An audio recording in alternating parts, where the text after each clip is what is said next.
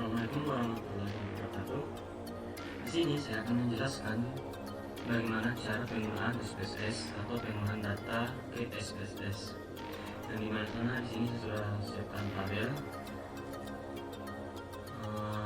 Ini terdapat 10 kolom tabel yang dimana tujuan dari tabelnya itu untuk mengetahui apakah pendapatan dan harga barang ada pengaruh terhadap permintaan barang.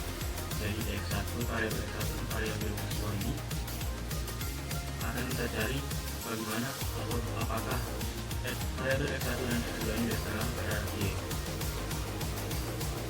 Kita langsung saja ke SPSS-nya untuk penggunaan datanya.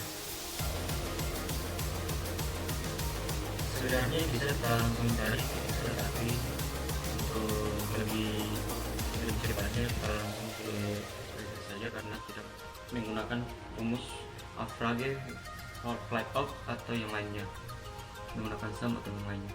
Oke, kita langsung ke SPSS ini, kita lihat sendiri. Yang pertama kita ke variable field.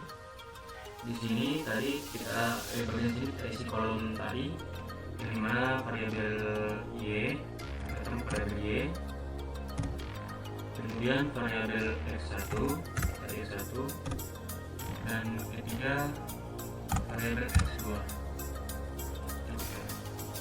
Ini untuk keterangannya tadi, yang variabel y itu keterangannya itu permintaan barang,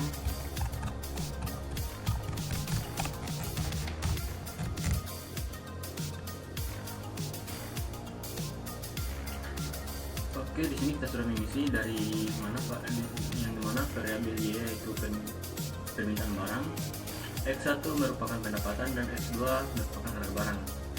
Oke, langsung ke data field. Ini sudah tertulis dari variabel y, variabel x1 dan variabel x2. Untuk mengetahui bagaimana proses selanjutnya, yaitu kita ke Excel, yang dimana di sini adalah tabel yang tadi, yang 10 tabel, 10 kolom tabel. Jadi tinggal kita copy saja. Kita pindahkan ke SPSS. Tinggal kita copy di sini, copy. Langsung paste. Oke, sudah keluar nilainya tadi. Variabel y, variabel x1 dan variabel x2. Jadi bagaimana untuk bisa mengetahui hipotesisnya? Kita ke analisis, ke regression, ke linear.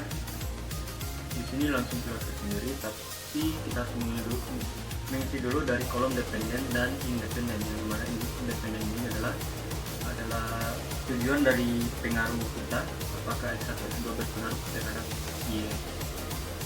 Dependen itu adalah y, sedang x1 dan x2 adalah independen.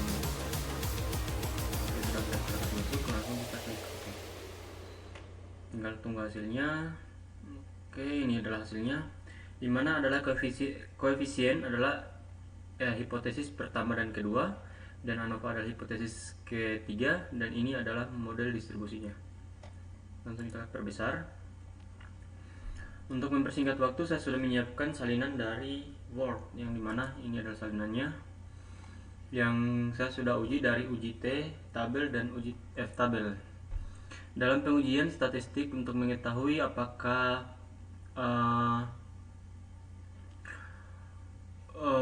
tadi harga barang dan pendapatan itu berpengaruh terhadap permintaan barang, itu terdapat dua pengujian. Yang pertama uji T tabel dan uji F tabel, dimana uji T tabel rumusnya yaitu T sama dengan A per 2 N kurang K kurang 1, yang dimana A adalah tingkat kepercayaan statistik 0,05, dimana tingkat kepercayaan statistik ini sudah ditetapkan memang dari 95%, dan N adalah jumlah kolom variabel, dan K adalah jumlah variabel itu sendiri, dan 1 adalah sudah rumus itu sendiri, sehingga kita bisa dapatkan hasilnya T tabel adalah 0,00357.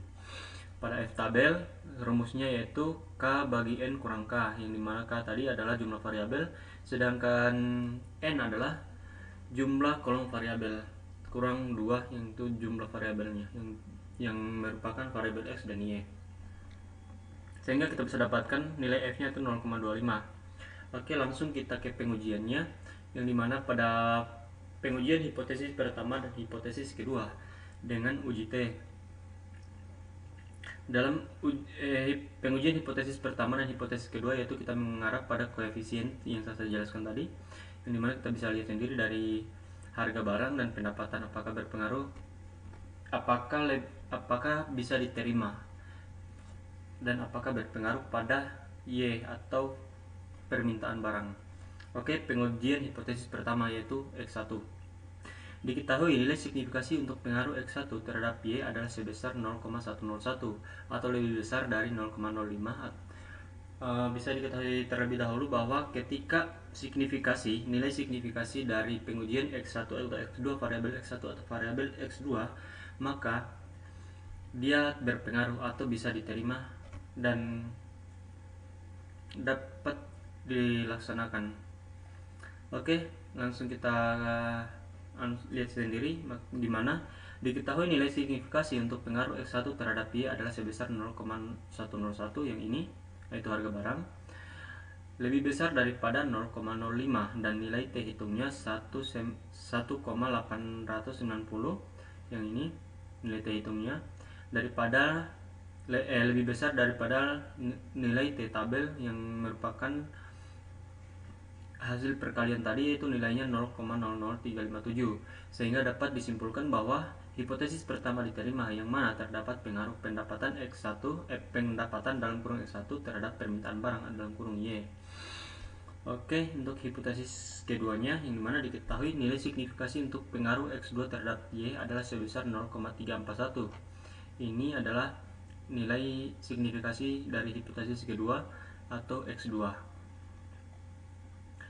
lebih besar daripada 0,05 dan nilai T hitung sama dengan 1,022, lebih besar dari T tabel yang merupakan nilai dari perkalian tadi, yaitu 0,00357, sehingga dapat disimpulkan bahwa H2 atau hipotesis kedua diterima, yang mana terdapat pengaruh X2 terhadap Y. Pengujian hipotesis ketiga dengan uji F. Untuk pengujian hipotesis ketiga ini adalah atau uji F ini merupakan pengujian kedua dari variabel pertama dan variabel kedua, atau hipotesis pertama dan hipotesis kedua apakah berpengaruh terhadap Y. Oke, langsung kita lihat di sini jawabannya. Itu berdasarkan output di atas, diketahui nilai signifikasi untuk pengaruh X1 dan X2 secara simultan terhadap Y adalah sebesar 0,000 atau lebih kecil dari 0,05. Mungkin jangan dulu dilihat dari sini ya, apakah berpengaruh atau tidak. Dan nilai F hitungnya adalah 125,265. Ini bisa dilihat dari sini apakah berpengaruh atau tidak. Itu lebih besar dari 0,25 dari perkalian F tabel tadi, sehingga dapat disimpulkan bahwa hipotesis ketiga diterima, yang mana terdapat pengaruh X1 dan X2 secara simultan atau bersamaan terhadap Y. Sedangkan koefisien determinasinya, atau bisa disebut di sini kita bisa lihat tinggi persenan dari pengaruh X1 dan X2 terhadap Y, yang dimana berdasarkan output di atas diketahui nilai adjust square sebesar 0,965, yang ini ya untuk ranking anunya. Hal ini mengandung arti bahwa pengaruh variabel X1 dan X2 secara simultan terhadap variabel Y adalah sebesar 97,3%. Ini adalah pengaruhnya. Ini R square, ada ranking square-nya, yang mana tingkat pengaruhnya yaitu sebesar 97,3%, sedangkan dari tingkat kepercayaan statistik adalah 95% atau 0,05. Oke, mungkin itu saja dari saya video reviewnya. Assalamualaikum warahmatullahi wabarakatuh.